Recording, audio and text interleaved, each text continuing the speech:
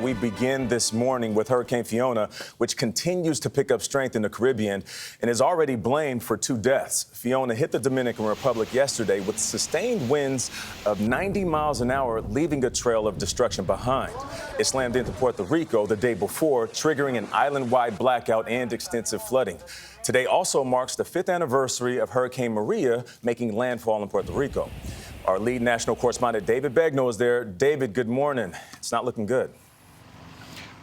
Good morning, my friend. Listen, you have nearly every electrical customer here on the island that is without power this morning. Roughly 800,000 people don't have water.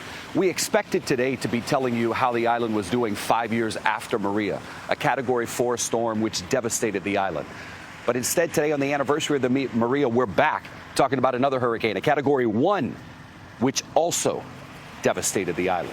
We wanted to give you the best view we could, so we got in a helicopter and took off.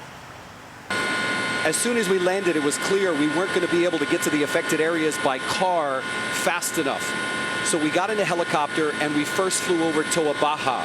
You could see people standing on cars and on the second story of their homes, which were flooded. We then flew over Manatee, where you could see fuel actually running through the flooded town.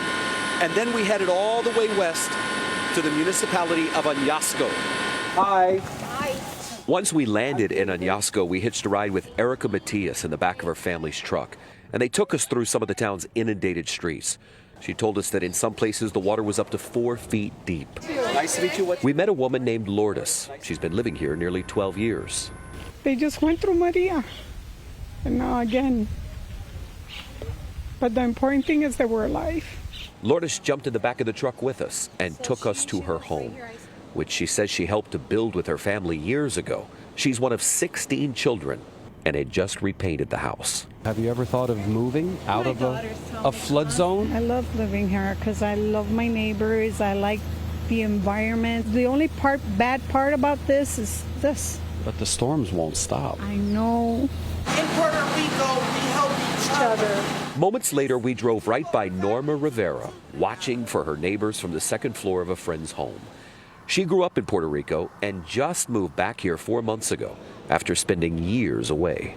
How would you describe Puerto Rican pride when it comes to wanting to live on the island, no matter what? This is family. We don't get good pay here. The lights going out every damn day. I work from home and I hate it because I'm not leaving. When we left Norma, we flew back to San Juan, and we noticed that some of the lights were starting to flicker, come back on. But we're talking 2, maybe 3% of customers that are getting power restored so far. So the big question is, in the 5 years since Maria, have there been any major upgrades to the electrical grid? How are things now when it comes to the power? That's the story we expected to tell you today, and we will.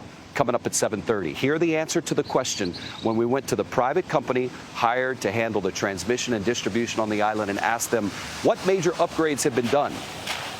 Hear what they had to say. We'll see you at 7:30. Michelle? David, the irony of it all happening all over again. We are so glad you're there. Thank you.